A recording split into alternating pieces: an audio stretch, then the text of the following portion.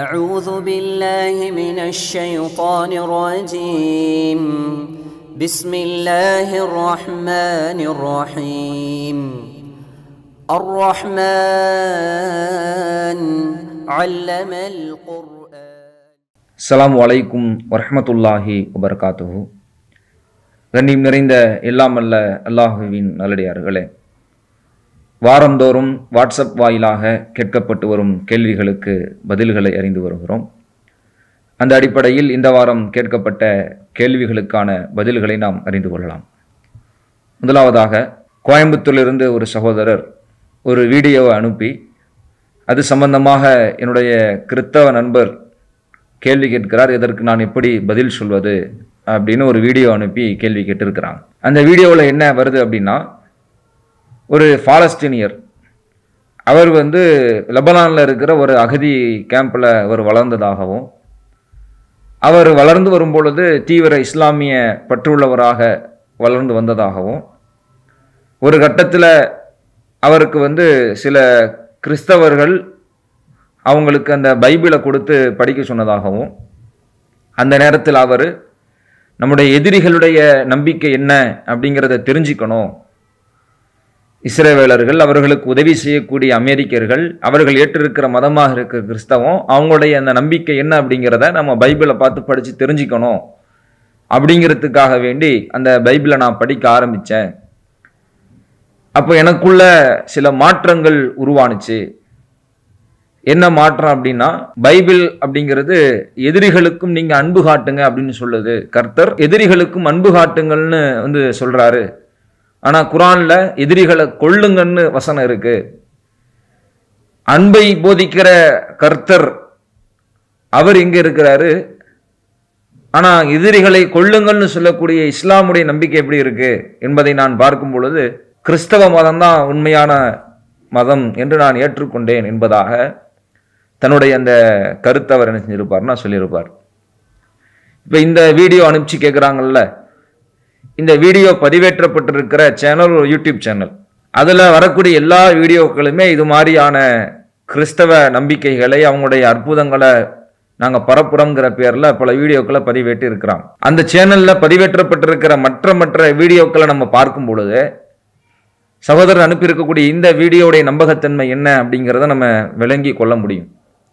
அதில் பதிவேற்றப்பட்டிருக்கிற பல்வேறு வீடியோக்கள் அது எவ்வளவு சித்தரிக்கப்பட்டது, பொய்யானது, போலியானது அப்படிங்கிறத கொஞ்சம் விவரம் இருக்கிறவங்க கூட பார்த்து தெரிந்து கொள்ளக்கூடிய அளவிற்கு தான் அதில் பல சித்தரிக்கப்பட்ட போலியான அற்புதங்கள் என்ற பெயரில் என்ன செய்கிறாங்கன்னா வீடியோக்களை ஏற்றி வச்சிருக்கிறாங்க. கிறிஸ்தவ நம்பிக்கையின் பெயரால், கர்த்தரின் பெயரால், ஆஸ்வதிக்கப்பட்ட ஆன்மாவின் பெயரால் குஷ்டரோகிகள்லாம் குணமாயிருக்கிறாங்க, காது கேளாதவங்கெல்லாம் கேட்டிருக்கிறாங்க, வாய் பேசாதவங்கெல்லாம் பேசியிருக்கிறாங்க. இதுவோ பாருங்க, இவர் முஸ்லீமா இருந்தவர், பிறப்பிலிருந்து பேச முடியாமல் இருந்தவர், கடவுளின் அற்புதத்தால் பேசுகிறாருன்னு வீடியோ ஏற்றி வச்சிருக்கிறாங்க. இப்படி பல வீடியோக்கள் அதில் ஏற்றப்பட்டு இருக்கிறது. அதையெல்லாம் பார்க்கும் பொழுது அவங்க சொல்லக்கூடிய அந்த வார்த்தைகளையும் அதனுடைய போங்குகளையும் நாம் பார்க்கும் பொழுது அது பொய் தான், சித்தரிக்கப்பட்ட ஒரு ஸ்கிரிப்டட் தான் அது அப்படிங்கிறத விளங்கி கொள்ளக்கூடிய வகையில் தான் மற்ற வீடியோக்கள் இருக்கு. அதே வகையில் தான் இப்போது இந்த சகோதரர் அனுப்பி கேட்டிருக்கக்கூடிய வீடியோவும் ஒரு சித்தரிக்கப்பட்ட வீடியோவாகத்தான் இருக்குது அப்படிங்கிறத நம்மால் புரிந்து கொள்ள முடிகிறது. இந்த அற்புதங்களை செய்து அந்த நோய்வாய்ப்பட்டவங்களை, வாய்ப்பேச முடியாதவங்களை, கைகால் முடங்கியவர்களை அற்புதங்களினால் குணமாக்குறோம்னு சொல்லி பல வீடியோக்களை பதிவிட்டிருக்கிறாங்க. இது கிறிஸ்தவ மிஷினரிகள் கிறிஸ்தவ மதத்தை பரப்புறத்துக்கு எடுத்திருக்கக்கூடிய அஜெண்டாவில் ஒன்று. இப்படியான அற்புதங்களை காட்டி அது கிறிஸ்தவ மதம் உண்மைதாங்கிற மாதிரியான ஒரு நிலைப்பாட்டை, ஒரு கருத்தியலை கொண்டு போகிறதுக்கு அவங்க பல நெடு காலமாக என்ன செய்கிறாங்க, அதை செஞ்சுக்கிட்டு இருக்கிறாங்க. அது பொய்யானது, அது போலியானது, அது உண்மை இல்லை, அது ஏமாத்து வேலை அப்படிங்கிறத பல கட்டங்களை நாமே நிறுவியிருக்கோம். நம்ம ஜமாத் சார்பாகவே அது மாதிரியான ஆட்கள் நாங்கள் அழைச்சிட்டு போய் நம்ம நடிக்க வச்சு சில ஆள்களை கூட்டிகிட்டு போய் இங்கே நீங்கள் சரி பண்ணி காட்டுங்கன்னா நாங்கள் சரி பண்ண மாட்டோம், நாங்கள் யாரை கூட்டிகிட்டு வர்றோமோ அவங்கள்ட்ட தான் அற்புதம் நிகழ்த்துவோன்னு சொல்லி அது வெறும் நிகழ்ச்சி ஏற்பாடு தான் என்பது பல கட்டங்களில் உறுதி செய்யப்பட்டிருக்கு. நாமே அதை பல கட்டங்களில் உறுதி செஞ்சு மக்களுக்கு வீடியோக்களாக என்ன செஞ்சுருக்கிறோம், வெளியிட்டும் இருக்கிறோம். அந்த வகையில் இங்கே அற்புதங்கள் செய்ததாக அவங்க பதிவேற்றிருக்கக்கூடிய வீடியோவை பார்க்கும் பொழுதே அது அந்த சேனலில் இருக்கக்கூடிய எல்லாமே போலியானது அப்படிங்கிறத நம்ம விளங்கிக் கொள்ளக்கூடிய வகையில் தான் இருக்கு. இன்னும் கூடுதலாக கிறிஸ்தவ மதத்துல மிகவும் போற்றத்தக்க நிலையில மதிக்கப்படக்கூடியவங்கன்னு சொன்னா போல் சொல்லுவாங்க. 2ஆம் போல் 3ஆம் போல் என்ன செய்வாங்கன்னா அவங்க தலைமுறை கடந்து என்ன செய்வாங்கன்னா வருவாங்க. வாட்டிகன் சிட்டியில தலைமை பீடமாக கொண்டு இயங்கக்கூடிய அந்த போல். அதுல நீங்க பாத்தீங்கன்னா போப் 2ஆம் ஜான் பால் அப்படிங்கிறவர் போப்பா இருந்தார். அவர் என்ன பண்ணாரு, அவருடைய காலகட்டத்தில் அவருக்கு ஏற்பட்டது என்ன அப்படின்னா புற்றுநோய் அவருக்கு ஏற்பட்டுச்சு. பார்க்கின்சன் அப்படிங்கிற ஒரு நோய்க்கு என்ன செஞ்சார், ஆளாக்கப்பட்டார். பல நோய்களுக்கு பல மருத்துவ சிகிச்சைகள் அவர் மேற்கொண்டிருக்கிறார். கடைசியில கைகால் முடக்கு நிலைக்கு அவர் தள்ளப்பட்டு கடைசியில மௌத்தா போனார், இறந்து போனார் அப்படிங்கிற செய்திகளை எல்லாம் செய்தித்தாள்கள் நம்ம படிக்கும் பொழுதே தெரிந்து கொள்ள முடியும்.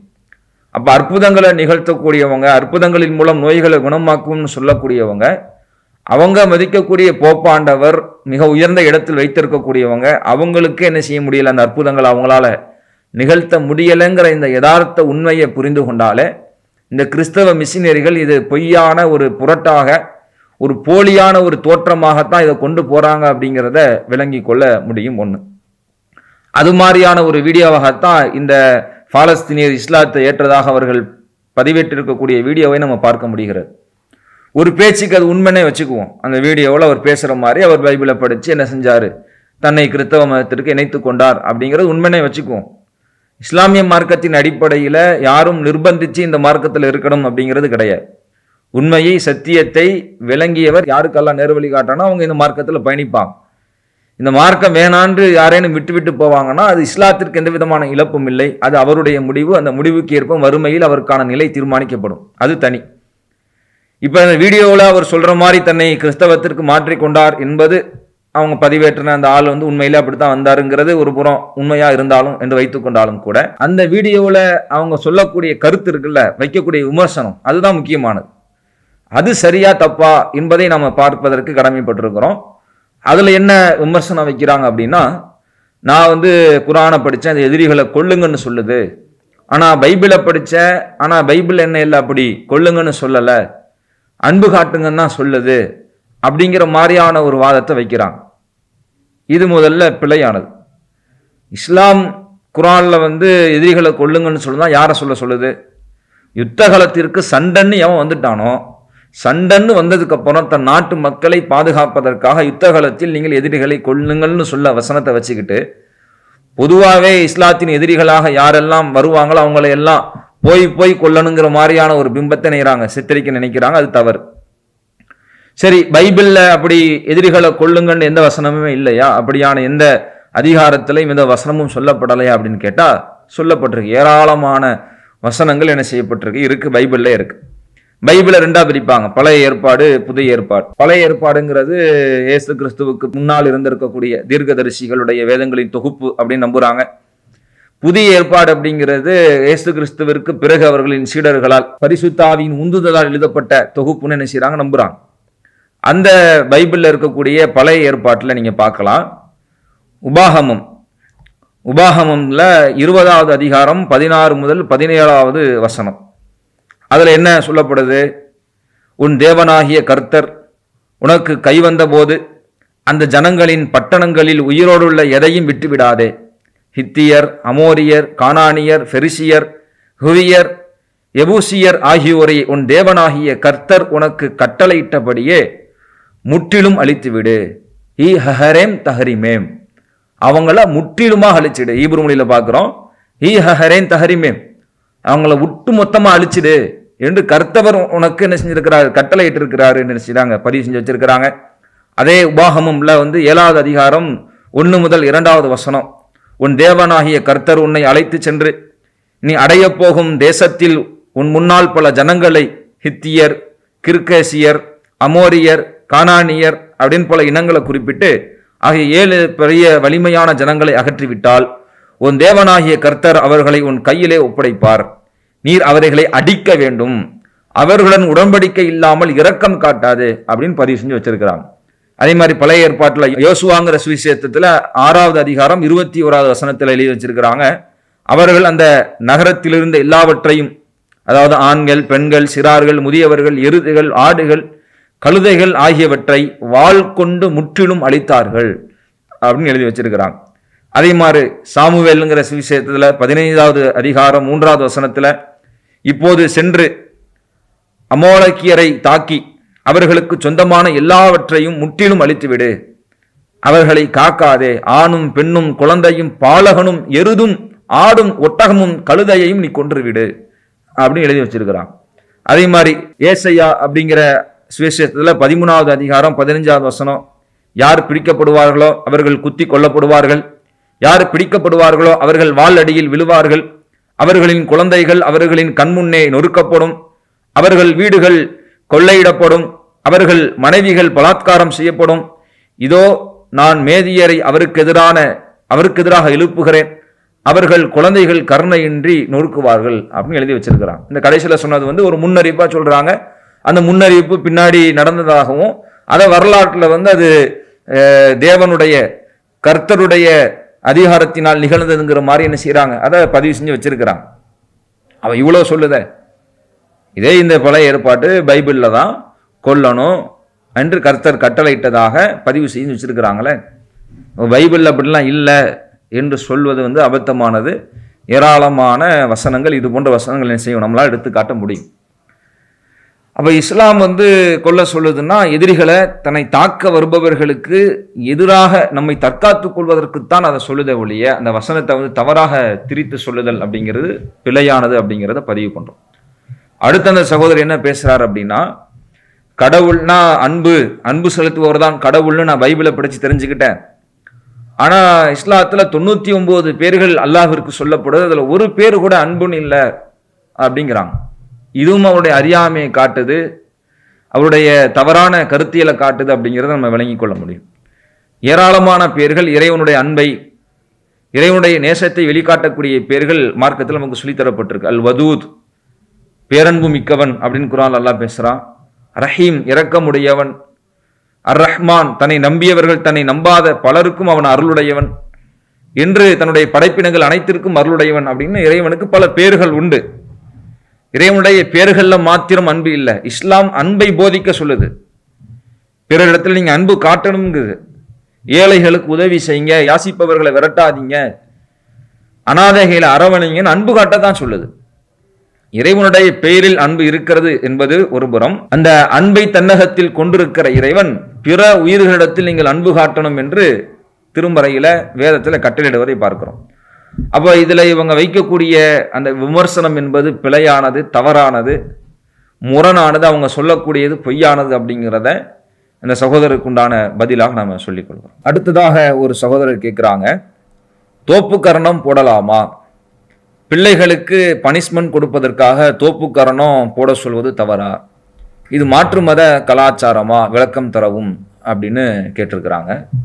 இந்த தோப்பு கரணம் அப்படிங்கிறது இந்து மத நம்பிக்கையினுடைய அடையாளமாக இருக்கிறது. அவங்க இந்து மத நம்பிக்கையின் அடிப்படையில் அவர்கள் கடவுளாக நம்பக்கூடிய பிள்ளையார் என்ற கதாபாத்திரம், அந்த பிள்ளையாருக்கு தேவர்கள் எல்லாம் நன்றி செலுத்தும் விதமா தோப்பு கரணம் போட்டாங்க என்று அவங்க நம்புறாங்க. இப்போ இதை அடிப்படையாக வச்சுக்கிட்டு நபிகள் நாயகம் ஸல்லல்லாஹு அலைஹி வஸல்லம் அவங்க சொல்லியிருக்கிறாங்களா இல்லையா, மன் தஷப்பஹ பி கௌமின் ஃபஹுவ மின்ஹும், யார் பிற சமுதாயத்திற்கு ஒப்பாக நடக்கிறாரோ அவர் அந்த சமுதாயத்தை சார்ந்தவரே என்று அல்லாஹ்வுடைய தூதர் அவங்க சொல்லியிருக்கிறாங்களே. அப்போ தோப்பு கரணத்தை நம்ம போடுறோம் அல்லது மற்றவங்களுக்கு போட சொல்றோம் அப்படின்னா அது பிற சமுதாயத்திற்கு ஒப்பாக நடந்ததா அமைஞ்சிடுமா என்ற சந்தேகம்தான் இதுல அவங்க கேட்கக்கூடிய விஷயம். பொதுவாக பிற சமுதாயத்திற்கு ஒப்பாக நாம் நடக்கக்கூடாது அப்படிங்கிறதுல மாற்று கருத்து இல்லை. அதை ரசூல் ஸல்லல்லாஹு அலைஹி வஸல்லம் அவங்க கடுமையாக எச்சரிச்சிருக்கிறாங்க. அதற்கு மாற்றமா நம்ம நடக்கணுங்கிறதுக்கான பல வழிகாட்டுதலையும் நமக்கு வழங்கி இருக்கிறாங்க. அதுல எந்த விதமான மாற்று கருத்தும் இல்லை. இந்த பிற சமுதாயத்திற்கு ஒப்பாக நடக்கக்கூடாது அப்படிங்கிறதுடைய அடிப்படை சாராம்சத்தை நம்ம விளங்கி வச்சிருக்கணும். எல்லா விஷயத்திலும் நம்ம இதை பொருத்தி பார்த்திட முடியாது.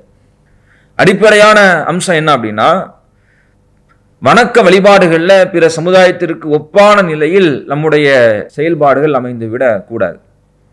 உதாரணத்துக்கு அங்க தேர் இழுக்கிறாங்க, நாங்களும் இங்க என்ன செய்யறோம், சந்தனக்குடி இழுக்கிறோங்கிற பேர்ல இஸ்லாத்துல இல்லாத ஒன்றை கொண்டு வந்து அதை ஒரு வழிபாட்டு முறையாக்கி பிற சமுதாயத்திற்கு ஒப்பாக நடக்கிறாங்க அப்படிங்கும் பொழுது அது கூடாது. அதே போன்று கலாச்சார ரீதியில பிற சமுதாய மக்கள் ஒன்றை அவங்க கடைபிடிச்சு வர்றாங்கங்கும் பொழுது நாமும் அதற்கு ஒப்பாக நம்முடைய முறைகளை அமைத்துக் கொள்வோம்னு சொன்னா அதுவும் கூடாது, அதுவும் தவிர்க்கப்பட வேண்டிய ஒன்று. அது இல்லாம ஒரு விஷயம், ஒரு பொருள் இரண்டு பயன்பாட்டிற்கு மக்களால் புழங்கப்படுகிறது, அப்படி அது அடையாளப்படுத்தப்பட்டிருக்கு அப்படின்னு சொன்னா அதுல நாம எப்படி அதை பயன்படுத்துறோம், நாம எப்படி அதை அணுகிறோம்ங்கிறத வச்சுதான் அது முடிவாகும். உதாரணத்திற்கு மெழுகுவர்த்தி ஏற்றுதல் இருக்கு. மெழுகுவர்த்தி ஏற்றுதலை கிறிஸ்தவர்கள் அவங்க ஒரு வழிபாட்டு முறையா அதை வச்சிருக்கிறாங்க. நம்ம வீடுகள்ல கரண்ட் போயிருச்சு, மெழுகுவர்த்தி ஏற்றலாமா ஏற்றக்கூடாதா, இல்ல அது கிறிஸ்தவர்களுடைய வழிபாட்டு முறையில ஒன்னா இருக்குத. இன்றைக்கு பலரும் இறந்து விட்டவர்களுக்கு அஞ்சலி செலுத்துறதுக்கு மெழுகுவர்த்தி ஏந்தி வைக்கிறாங்களே, மெழுகுவர்த்தி ஏந்தி ஊர்வலம் போறாங்களே, அப்ப மெழுகுவர்த்தியை ஏந்த கூடாதா அப்படின்னு நம்ம சொல்ல முடியாது. மெழுகுவர்த்தி என்பது இரண்டு பயன்பாட்டிற்குரியது. அதை நம்ம வெளிச்சத்திற்காக, நெருப்பின் தேவைக்காக பயன்படுத்துறதுல தப்பு இல்லை.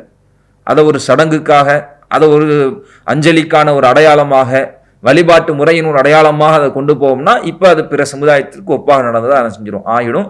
எனவே அப்படி கூடாது. அப்போ இரண்டு பயன்பாட்டிற்குள்ள விஷயத்தில் இருக்கக்கூடிய இந்த மெழுகுவர்த்தி நம்ம வெளிச்சத்திற்காக, நெருப்பிற்காக பயன்படுத்தலாம், தப்பு இல்லை.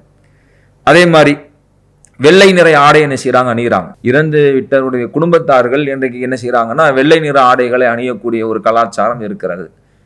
அப்ப பாருங்க, வெள்ளை நிற ஆடை நம்ம அணியக்கூடாது. ஏன்னா அவங்க இறந்தவர்களுடைய அடையாளமா, அவங்களுக்கு அஞ்சலி செலுத்தும் விதமா வெள்ளை நிற ஆடை அணிகிறாங்க. அது பிற சமுதாயத்துக்கு ஒப்பா அமைஞ்சிருங்கிறதுக்காக நம்ம வெள்ளை நிற ஆடை அணியக்கூடாதுன்னு சொல்ல முடியுமா, சொல்லலாமா? அது கிடையாது. ஏன்னா ஆடையில வெண்மை நிற ஆடை என்பது அது பொது பயன்பாட்டில் உள்ளது. அவங்க அதை அப்படி கலாச்சாரமா மாத்திக்கிட்டாங்க.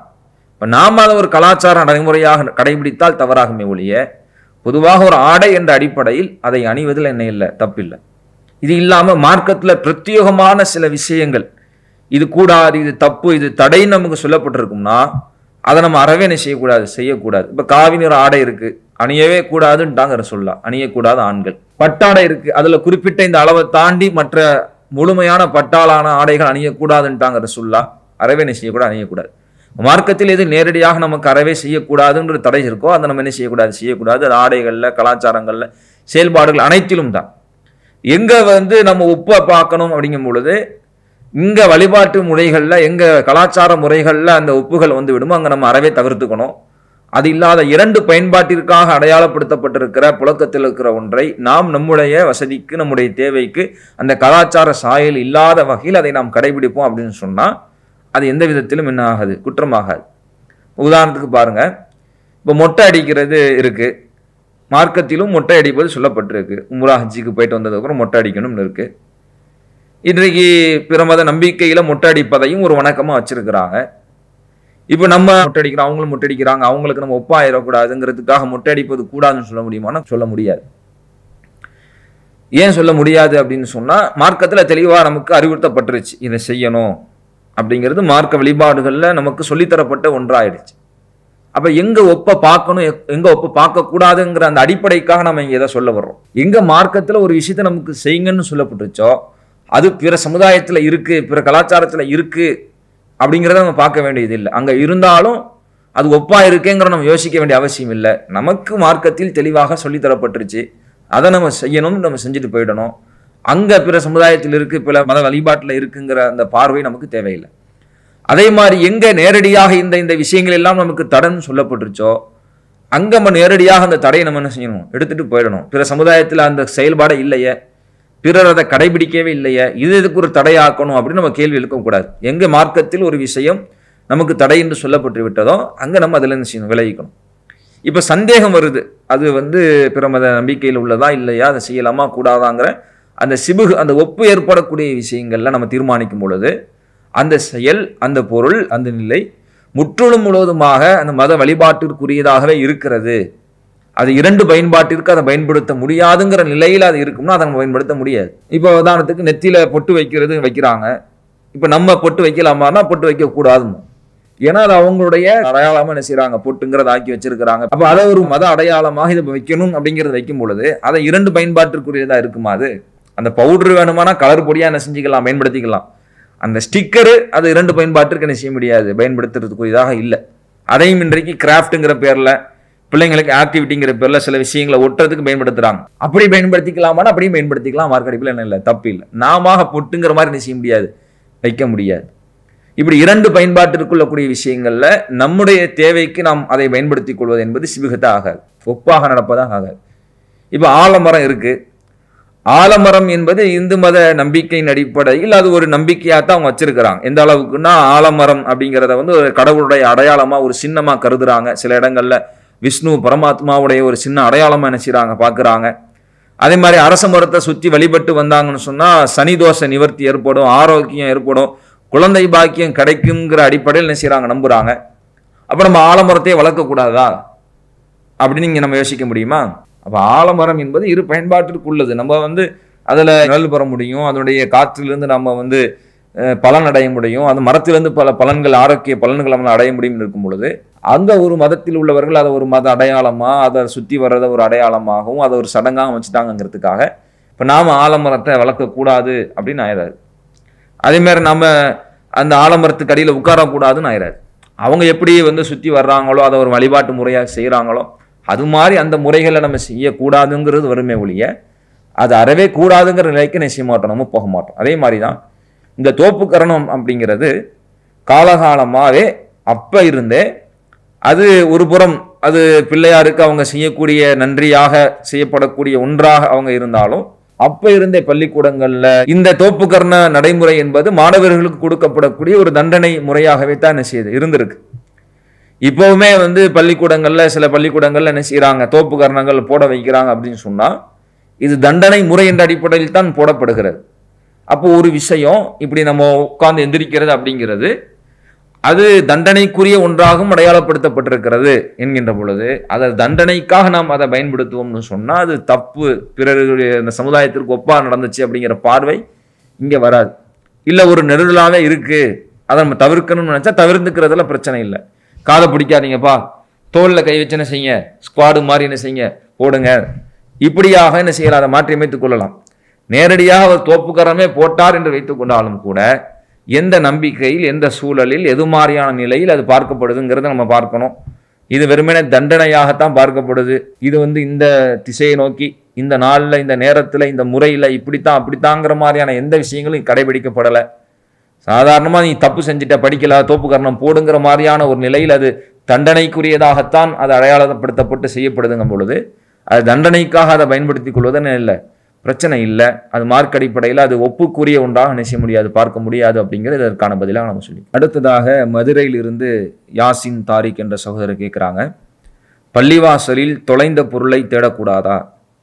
தேடக்கூடாது என்றால் அதற்கான காரணம் என்ன? மேலும் பள்ளிவாசலில் ஏதாவது ஒரு பொருளை கண்டெடுத்து நிர்வாகத்திடம் ஒப்படைத்தால் அதை கண்டெடுத்துள்ளோம், தொலைத்தவர்கள் பெற்றுக்கொள்ளுங்கள் என்று அறிவிப்பு செய்யலாமா அப்படிங்கிற கேள்வியை கேட்டிருக்கிறாங்க. இதை பொறுத்த வரைக்கும் பள்ளிவாசலில் தொலைந்துவிட்ட பொருளை குறித்து அறிவிப்பு செய்வது என்பதும் பிறரிடத்தில் அந்த பொருளை நீங்கள் எனக்கு தேடி கண்டுபிடிச்சு தரீங்களா என்று பிறரிடத்தில் பகிரங்கமாக கேட்பது என்பதும், பள்ளிவாசலில் வந்து நின்று கேட்பது என்பதும் மார்க் அடிப்படையில் தடுக்கப்பட்டிருக்கு. அல்லாஹ்வுடைய தூதர் அவங்க சொல்லக்கூடிய செய்தியை பார்க்குறோம். முஸ்லீமில் 79வது செய்தியாக பதிவு செய்யப்பட்டிருக்கிறது. மன் சமிஅ ரஜுலன் என்ஷுது லால்லத்தன் ஃபில் மஸ்ஜிதி, யார் ஒருவர் வந்து தொலைத்துவிட்ட ஒரு பொருளை வந்து பள்ளிவாசலில் வந்து அதை சத்தமிட்டு அந்த பொருளை எனக்கு தேடித்தருபவர் யாரேனும் இருக்கிறீங்களா அப்படிங்கிற மாதிரி அவர் கேட்பார்னு சொன்னா அதை செவியுறுபவர் சொல்லட்டும், அல்லாஹ் அவனுக்கு அதை திருப்பி தராமலே போகட்டும் அப்படின்னு சொல்லுங்க அப்படின்னு ரசூலுல்லாஹ் சொல்லிட்டு சொன்னாங்க. ஃபைன்னல் மசாஜித, ஏனென்றால் பள்ளிவாசல்கள் என்பது லம் துபுன லிஹாதா, இதற்காகவெல்லாம் கட்டப்படலை. பள்ளிவாசலுங்கிறது இறைவனை வணங்குவதற்காக, இறைவனை திக்ரு செய்வதற்காக கட்டப்பட்டிருப்பது. நீங்க தொலைச்சிட்டு வந்த பொருளை வந்து நீங்க பள்ளிவாசல்ல அறிவிப்பு செஞ்சு எனக்காக நீங்க அதை யாராவது கண்டெடுத்து தருவீங்களா என்று அழைப்பதெல்லாம் கூடாது அப்படின்னு ரசூல் ஸல்லல்லாஹு அலைஹி வஸல்லம் அவங்க தடுக்கிறாங்க. பள்ளிவாசல்களில் நம்ம பேண வேண்டிய முறைகள் பலது ரசூலுல்லாஹ் நமக்கு சொல்லித் தர்றாங்க. உரத்த சத்தத்தில் பேசக்கூடாது, குர்ஆன் ஓதுவதாக இருந்தாலும் கூட மற்றவர்களுக்கு இடையூறு தரும் விதமாக உரத்த சத்தத்தில் நம்ம வந்து என்ன செய்யக்கூடாது, ஓதக்கூடாது, வீண் பேச்சுக்களில் ஈடுபடக்கூடாதுங்கன்னு ரசூலுல்லாஹ் பல விதிமுறைகளை நமக்கு சொல்லித் தர்றாங்க. இது எல்லாமே எதை நமக்கு காட்டுகிறதுன்னு சொன்னால், பள்ளிவாசல் எதன் நோக்கத்திற்காக கட்டப்பட்டதோ அந்த நோக்கங்கள் அதை நிறைவேறுவதற்கு எந்த இடையூறும் நம்ம வழங்கிடக்கூடாது. பள்ளிவாசல்கள் இறைவனை நினைப்பதற்காக, இறைவனை தொழுவதற்காக, இறைவனை பிரார்த்திப்பவர்கள் வந்து இருக்கக்கூடிய இடமாக இருக்கும் பொழுது அங்கு அதற்கு மதிப்பளிக்கக்கூடிய வகையில் பிறருக்கு தொந்தரவு அளிக்கும் விதமாக நம்ம நடந்து கொள்ளக்கூடாதுங்கிறத பல கட்டங்கள் ரசூலுல்லாஹி ஸல்லல்லாஹு அலைஹி வஸல்லம் அவங்க நமக்கு வழிகாட்டுறாங்க. அந்த வகையில் ஒருவர் தொலைத்து விட்ட பொருளை வந்து எனக்கு நீங்கள் கண்டுபிடிச்சு தாங்கன்னு அறிவிப்பு செய்வாங்கன்னா அது பல நேரங்கள் பல சிக்கல்களை இடையூறுகளை அந்த நோக்கத்தை சிதைக்கக்கூடியதாக ஆகிடும், அங்கே தொழக்கூடியவங்களுக்கு இடையூறு தரக்கூடியதாக ஆகிடுங்கிறதுக்காக ரசூல் ஸல்லல்லாஹு அலைஹி வஸல்லம் அவங்க அதை தடுத்திருக்கிறாங்க அப்படிங்கிறத பார்க்குறோம். இப்போ இந்த தடையும் கூட எதற்குன்னு சொன்னால், யார் வேற எங்கேயோ போய் தொலைச்சிட்டு, பள்ளிவாசல் இல்லாமல் வேற எங்கேயோ போய் ஏதோ ஒரு விஷயத்தை தொலைச்சிட்டு அதை பள்ளியில் தானே மக்கள் கூடுவாங்க, பள்ளியில் கூடி இருக்கிற மக்கள் யாராவது பார்த்துருக்க கூடும்ல, மக்கள் அதிகமாக இருப்பாங்க தானங்கிறதுக்காக பள்ளியில் வந்து என்ன செய்யக்கூடாது, அறிவிப்பு செய்யக்கூடாது, அறிவிப்பு செய்யுங்கன்னு சொல்லக்கூடாது. எங்கேயோ தொலைச்சி விட்ட ஒன்று வந்து பள்ளியில் வந்துட்டு எனக்கு அறிவிப்பு செய்யுங்கன்னோ அல்லது அறிவிப்பு செய்வதோ என்பது கூடாது. ஆனால் பள்ளிக்குள்ளேயே ஒரு பொருளை தவற விட்டுட்டு போயிட்டார், பள்ளிக்கு தொலை வந்து ஒரு என்ன செஞ்சிட்டாரு, ஒரு பொருளை தவற விட்டுட்டு போயிட்டார் அப்படின்னா அப்போ பள்ளி நிர்வாகம் இப்படி ஒரு பொருள் கண்டெடுக்கப்பட்டிருக்கு, உரியவர்கள் அடையாளம் சொல்லி பெற்றுக்கொள்ளுங்க என்று அறிவிப்பு செய்வதில் என்ன பிரச்சனை இல்லை. ஏன்னா அது அந்த இடத்துல தான் தவற விடப்பட்டிருக்கு அப்படிங்கிறது தெரியுது, அதில் வந்து அங்கே வந்தவங்க தான் தவற விட்டுருக்காங்க அப்படிங்கிறது தெரியுது.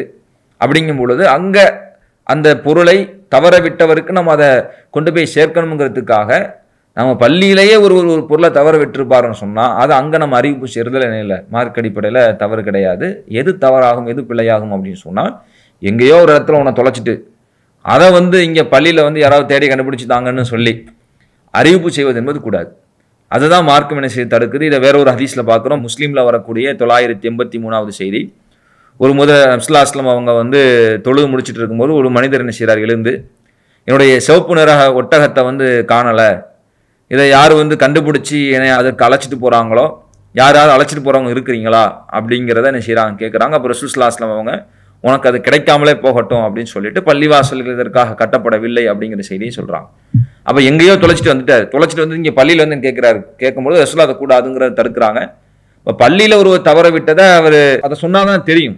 பள்ளியில் ஒருவர் தவற விட்ட ஒரு பொருளை அது உரிமையாளர் இடத்துல போய் சேர்க்கணும்னு சொன்னால் அதை சொன்னாதான் தெரியுங்கிற அடிப்படையில் பள்ளிவாசலில் தவறவிட்ட பொருளை பள்ளிவாசலில் அறிவிப்பு செய்வது என்பது தவறில்லை. எங்கேயோ தொலைந்து விட்ட பொருளை தான் என்ன செய்யக்கூடாது, பள்ளிவாசலில் வந்து அறிவிப்பு செய்வது கூடாது அப்படிங்கிறதான் இதற்கான பதிலாக நம்ம சொல்லி. அடுத்ததாக அம்பத்தூரில் இருந்து அப்துல் காதிர் என்ற சகோதரர் கேட்குறாங்க, நான் ஒரு கடையில் வேலை செய்கிறேன், அங்கு தீபாவளி பட்டாசு மற்றும் கிறிஸ்துமஸுகளுக்கு குடில் போன்றவற்றை விற்பனை செய்யப்படுகிறது, அங்கு நான் வேலை செய்யலாமா அப்படிங்கிறத கேட்குறாங்க. இஸ்லாமிய மார்க்கத்தை பொறுத்த வரைக்கும் நாம் பொருளீட்டுவதாக இருந்தால் நம்முடைய சம்பாத்தியம் பொருளீட்டல் என்பது அது ஹலாலாக இருக்க வேண்டும். அது ஹலாலான முறையில் அமைந்திருக்கும் பொழுதுதான் நம்ம சாப்பிடக்கூடிய உணவு, நம்முடைய உடை அனைத்தும் ஹலாலாக இருக்கும். நம்முடைய சம்பாத்தியம் அது ஹராமானதாக ஆகிவிடும் பொழுது நம்முடைய பயன்பாட்டிற்குரிய அனைத்தும் அது ஹராமான நிலையில் ஆகிவிடும். அதனால தான் ரசூல் ஸல்லல்லாஹு அலைஹி வஸல்லம் சொல்கிறாங்க, ஒரு பயணத்தில் போனால் அல்லாஹ் அவருடைய பிரார்த்தனையை கேட்குறான், ஆனால் அவருடைய உண்ணக்கூடிய உணவு, உடுத்தக்கூடிய உடை எல்லாம் ஹராமாக இருக்கும் பொழுது அவருடைய பிரார்த்தனை எப்படி ஏற்றுக்கொள்ளப்படும் என்று ரசூல் ஸல்லல்லாஹு அலைஹி வஸல்லம் சொல்லக்கூடிய செய்தியை பார்க்குறோம். அப்போ ஒரு ஹராமான நிலையில் தன்னுடைய பொருளாதாரத்தை ஈட்டி அவர் தன்னுடைய தேவைகளை பூர்த்தி செய்து கொள்வார் என்று சொன்னால் அவருடைய பிரார்த்தனை அல்லாஹ்விடத்தில் ஏற்கப்படுவதற்கு தடையாக அமைந்துவிடும் அப்படிங்கிறத நம்ம ஹதீஸ்களை பார்க்க முடிகிறது. அப்போ நாம் சம்பாதிக்கக்கூடிய அந்த பொருளாதாரம், அந்த பொருளாதாரத்தை கொண்டு நம்முடைய தேவைகளை நம்ம பூர்த்தி செய்யணும்னு சொன்னால் கண்டிப்பாக அது ஹலாலான முறையில் தான் இருக்கும். உண்ணக்கூடிய உணவு மட்டும் ஹலாலாக இருந்தால் பார்த்தா போதும், உடுத்துற உடையில் ஹலாலாக பார்த்தா மட்டும் போதும், சம்பாத்தியத்தில் பார்க்க வேண்டியதில்லை அப்படிங்கிறத மார்க்கம் சொல்லலை. அடிப்படையாக இருக்கிற பொருளாதாரத்தை ஈட்டுதல், அந்த சம்பாத்தியத்தில் ஹலால் இருக்கணும் அப்படிங்கிறது மார்க்கம் நமக்கு என்ன செய்யுது, அழுத்தம் திருத்தமாக நமக்கு சொல்லித் தருவதை பார்க்குறோம்.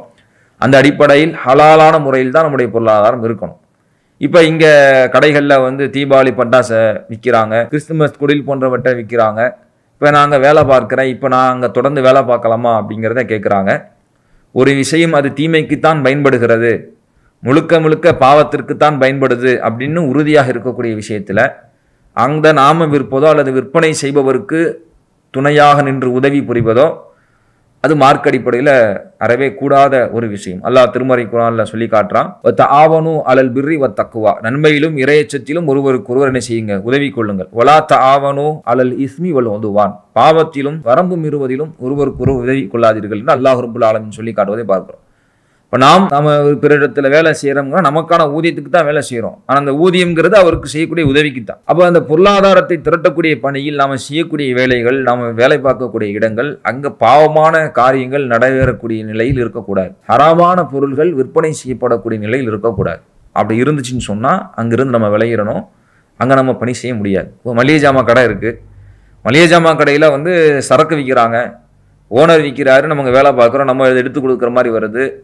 அல்லது துடைச்சி வைக்கிற மாதிரி வருது. இது மாதிரியான நிலையில் நமக்கு வேலை செய்யணும் கூடுமா?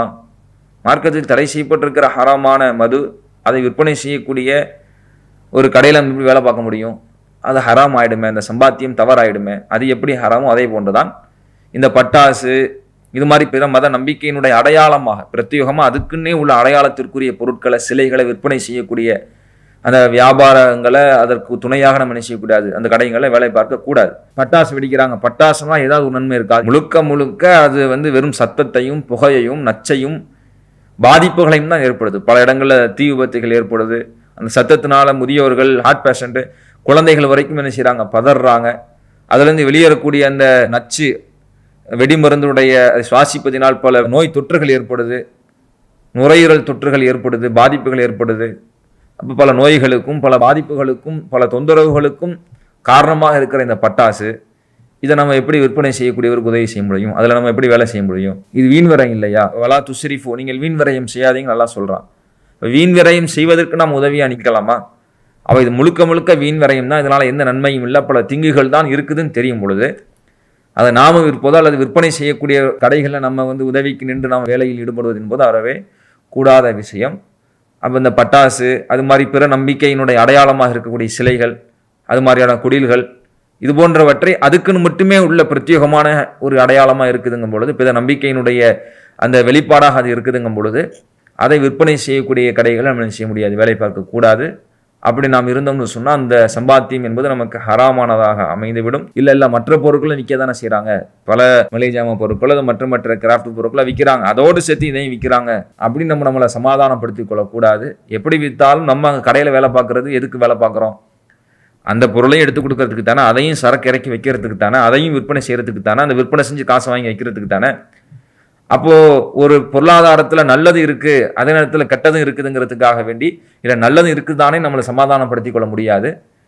பொருளாதாரத்தில் ஹலால் மட்டுமே இருக்கணும், ஹராம் கலந்த நிலையில் ஹலால் அப்படிங்கிறது மார்க்கத்தில் என்ன அனுமதி இல்லை. அப்போ இது மாதிரியான நிலைகள் என்பது அது இரண்டும் கலந்த கடையாக இருக்குது, நல்ல பொருட்கள் விற்கிறாங்க, அதோடு சேர்த்து பட்டாசு விற்கிறாங்கன்னா இது ஹராம் கலந்தது தான்.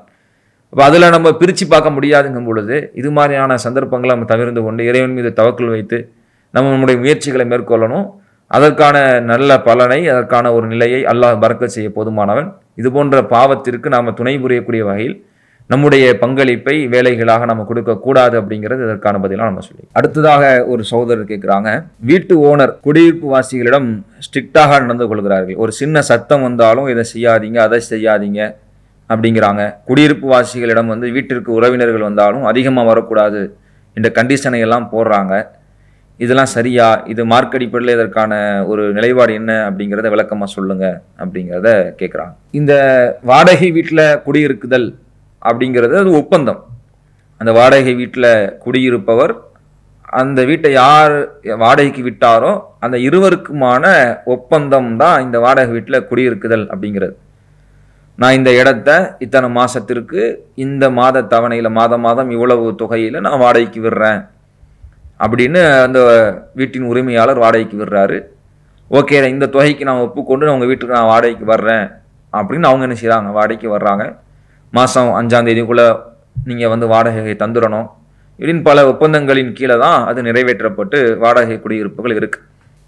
இப்போ இங்கே என்ன கேட்குறாங்கன்னா, அந்த வாடகைக்கு விட்டவர் கண்டிஷன்களை கடுமையாக போடுறாங்களே, அதிகமாக சத்தம் போடாதீங்க, சின்ன சத்தம் வந்தால் கூட ஏன் சத்தம் வருதுன்னு கேட்குறாங்க. சின்ன சின்ன விஷயத்துக்கு கூட நம்மளை போட்டு குறைஞ்சிக்கிட்டே இருக்கிறாங்க, கேள்வி கேட்டுக்கிட்டே இருக்கிறாங்க, தொந்தரவு பண்ணிக்கிட்டே இருக்கிறாங்க. வீட்டுக்கு உறவினர்கள் வந்தால் கூட அதிகமான உறவினர்கள் வந்துடக்கூடாதுங்கிற மாதிரி சொல்கிறாங்களே, இதெல்லாம் எப்படி? இதுக்கான ஒரு அறிவுறுத்தலை கொடுங்கிற அடிப்படையில் தான் அவங்களுடைய கேள்விகள் அமைஞ்சிருக்கு. இப்போ வீட்டின் உரிமையாளர் முஸ்லீமாக இருக்கிறாரு, அவர் வாடகைக்கு விடுறாருன்னா அவங்களிடத்தில் ஒரு தெளிவு இருக்கணும். என்ன தெளிவு அப்படின்னு சொன்னால், ஒரு வீட்டில் நம்ம ஒருத்தவங்களை குடியிருக்க அனுமதி எடுக்கிறோம் அப்படின்னு சொன்னால் அங்கே சில யதார்த்தங்கள் இருக்கிறது, நடைமுறை சாத்தியமானவைகள்னு சிலது இருக்கிறது. யதார்த்தமாக எல்லார் வீட்டில் நடக்க தான் செய்யும். யதார்த்தமான நிலைக்கு மாற்றமாக இதனை செய்ய முடியாது, நம்ம தடுக்க முடியாதுன்னு சில விஷயங்கள் இருக்குது. அதில் போயிட்டு வீட்டின் உரிமையாளர் இதை நீங்கள் செய்யணும், இதை செய்யக்கூடாது, இப்படி நடக்கணும், இப்படி நடக்கக்கூடாது அப்படிங்கிறது அந்த வீட்டில் குடியிருப்பவருக்கு சிரமத்தை கொடுக்கக்கூடியதாக அமைஞ்சிடும். அப்போ நம்ம ஒரு நிபந்தனை இடுறோம், ஒரு விஷயத்த சொல்கிறோம் அப்படின்னா அதை சொல்லக்கூடியவங்க நியாயமான முறையில் நீதமான முறையில் தான் அதை சொல்லணும். அது அல்லாஹ் குர்ஆன் நமக்கு சொல்லி காட்டுறான். 16ஆம் அத்தியாயத்தில் 90ஆவது வசனத்தில் அல்லாஹ் சொல்லும் பொழுது, இன்னல்லாஹ யஅமுரு பில் அத்லி வல் இஹ்சான், அல்லாஹ் உங்களுக்கு நீதம் செலுத்துமாறும் நன்மையே செய்யுமாறும் ஆணையிடுகிறான். நீங்கள் நீதம் செலுத்தணும் அப்படிங்கிறத அல்லாஹ் என்ன செய்யறான், ஆணையிடுறான். அப்போ நம்ம நீதமாக தான் நடக்கணும். நாம நம்ம வீட்டில் பிள்ளைங்க இருந்தால் அவங்க சத்தம் போட்டால் அதை பொருட்படுத்த மாட்டோம். ஆனால் நம்ம வாடகைக்கு விட்டவர் நம்ம கண்ட்ரோலில் இருக்கணுங்கிறத காட்டுறதுக்காக வேண்டி அதெல்லாம் ஸ்ட்ரிக்ட் பண்ணுவோம்னு சொன்னால் அது ஒரு நீதமான ஒரு விஷயம். எது யதார்த்தமோ, எது நடைமுறையில் உள்ளதோ, எது பிறருக்கு பாதிப்பு இல்லாத வகையில் ஒரு இருக்கக்கூடிய விஷயம், அதெல்லாம் போயிட்டு நம்ம இதை செய்யுங்க, இதை செய்யக்கூடாது என்று சொல்லி வீட்டின் உரிமையாளர் கண்டிஷன் போடுதல் அப்படிங்கிறது மார்க் அடிப்படையில் அது சரியானது இல்லை. அப்படியாக இருப்பவர்கள் அதை திருத்தி கொள்ளணும் அப்படிங்கிறது தான் இதில் இருக்கக்கூடிய விஷயம். அதே நேரத்தில் சில விதிமுறைகள் போடுறாங்க. அந்த விதிமுறைகள் அவங்களுக்கு அது சரின்னு படுது அல்லது அதுதான் நமக்கு தேவைன்னு படுது என்று இருக்கும்னு சொன்னால் அந்த நிபந்தனைகளை அந்த வீட்டுக்கு போகக்கூடிய உரிமையாளர்கள் அதை பார்த்து அதை சரி பண்ணிக்கிட்டு நமக்கு அது ஒத்து வருமாங்கிறத பார்த்து முடிவு பண்ணி போகணும். சில இடங்களில் முஸ்லீம் அல்லாத வீட்டார் இருப்பாங்க, அவங்க வீட்டினுடைய உரிமையாளர் இருப்பாங்க. இப்போ அவங்கள்ட்ட போய் நீங்கள் நீதத்தை கடைபிடிங்க அப்படிங்கிற மார்க்க உபதேசங்கள்லாம் அவங்களுக்கு நம்ம சொல்லிட்டு இருக்க முடியாது. யார் இந்த நம்பிக்கையில் இருக்கிறாங்களோ, இஸ்லாமிய நெறிமுறைகளை ஏற்றிருக்கிறாங்களோ அவங்களுக்கு இந்த அறிவுறுத்தல்களை சொல்லி உங்களுடைய வாடகை குடியிருப்பு வாசிகள்கிட்ட நீங்கள் இந்த மாதிரி நீதமாக நடங்க, தேவையற்ற கட்டுப்பாடுகளை போடாதீங்க நம்ம அறிவுறுத்தலாம். அந்த அறிவுறுத்தல்கள் அவர்களுக்கு அவங்க எடுத்துக்கொள்ளும் பொழுது அது பயனளிப்பதாக இருக்கும். பிற மத நம்பிக்கை சார்ந்தவங்களா இருக்கிறாங்க, முஸ்லீம் அல்லாதவர்களா இருக்கிறாங்க. இப்போ அவங்கள்ட்ட போயிட்டு அல்லாஹ் இப்படி சொல்கிறான், நீங்கள் இப்படி நடங்க அப்படிங்கிற நம்ம அறிவுறுத்தல் முடியாது. இப்போ அது மாதிரியான நிலைகளில் நம்ம ஒரு வீட்டை போய் தேர்ந்தெடுத்து போனோம் அப்படின்னா அந்த உரிமையாளர் போடப்படக்கூடிய நிபந்தனைகள் எதுவாக இருந்தால் அது ஆரம்பத்திலே பேசி முடிவு பண்ணிடுறோம். என்ன செய்யணும், என்ன செய்யக்கூடாது அப்படிங்கிறத நீங்கள் முழு நிபந்தனையாக சொல்லிடுங்கிறத சொல்லி அது நமக்கு ஒத்து வருமா வராதா அப்படிங்கிறத பார்த்து நாம் அதை முடிவு பண்ணி என்ன செஞ்சுக்கலாம், இப்போ இருந்துக்கலாம். நாம் அப்படி நம்ம முடிவு பண்ணி அந்த ஒப்பந்தத்தை ஏற்று போகும்போது அந்த ஒப்பந்தத்தை கண்டிப்பாக நிறைவேற்ற வேண்டிய இடத்துல நாம இருக்கிறோம். அல்லாஹ் 5வது அத்தியாயத்தில் 1வது வசனத்தில் சொல்லி காட்டுறா, ஊஃபு பில் அஹ்து, நீங்கள் உங்களுடைய உடன்படிக்கைகளை நீங்கள் நிறைவேற்றுங்க நல்லா சொல்கிறான். அப்போ இது ஒப்பந்தம் உடன்படிக்கை சார்ந்த ஒரு விஷயமா இருக்குது. அப்படிங்கிறதுனால வீட்டின் உரிமையாளர் என்னென்ன நிபந்தனைகள் போடுவாரோ அதை ஆரம்பத்திலேயே போடணும். அதை நீங்கள் ஆரம்பத்திலேயே அதை போட சொல்லி நீங்கள் கேட்கணும். அது உங்களுக்கு ஒத்துவரமாக வராதா அல்லது தான் நம்ம காம்ப்ரமைஸ் பண்ணிக்கலாமா, அதில் ஏதாவது உங்களுக்கு மறுப்பு இருக்குன்னு சொன்னால் அதை நீங்கள் உங்களுக்குள்ளே பேசி முடிவு பண்ணி தான் அந்த ஒப்பந்தங்களை நிறைவேற்றி கொண்டோம் என்று சொன்னால் அந்த ஒப்பந்தத்தின் படி இரு சாராரும் செல்வது என்பது எந்த விதத்திலும் என்ன செய்யாது, இருவருக்கும் பாதிப்புடையதாக இருக்காது. எனவே இது ஒப்பந்தம் சார்ந்த விஷயமா இருக்கிறதுனால இந்த ஒப்பந்தத்தில் முஸ்லிமான சகோதரர்கள் யார் இருப்பாங்கன்னா அவங்களுக்கு நம்ம அறிவுறுத்தும் பொழுது நீங்கள் நீதமாக ஒப்பந்தங்களை போடுங்க, நியாயமான முறையில் போடுங்க, தனக்கு விரும்பியதே தன் சகோதரருக்கு விரும்பணும்னு அல்லாஹ்வுடைய தூதர் அவங்க சொல்கிறாங்க. இப்போ நம்ம ஒரு வீட்டில் போய் இருந்தால் எப்படி இருக்கணும், நமக்கான சௌகரியங்கள் எப்படி இருக்கணும், நமக்கான வசதிகள் எப்படி இருக்கணும், நமக்கான உரிமைகள் எப்படி இருக்கணும், நமக்கான தனி உரிமைகள் எப்படி இருக்கணும் நம்ம விரும்புவோமோ அது மாதிரி தான் நம்ம வீட்டில் குடியிருப்பவருக்கு நம்ம கொடுக்கணும் அப்படிங்கிற எண்ணத்தோடு நீங்கள் கொடுங்க அறிவுறுத்தல் கொடுக்கலாம். பொதுவான பிற மத நம்பிக்கையில் இருக்கக்கூடிய மக்களாக இருக்கிறாங்கும் பொழுது நாம தான் நம்முடைய அந்த வீட்டில் குடியிருக்க போகும் பொழுது அதற்கான நிபந்தனைகளை நம்ம கேட்டு தெளிவுபட்டு கொண்டு ஒப்பந்தங்களை போட்டுக்கொண்டு அதற்கேற்ப நம்முடைய நடைமுறைகளை அமைத்துக் கொள்ளணும். இதே இதுக்கான பதிலாக இந்த சகோதரருக்கு சொல்லிக்கிறோம்.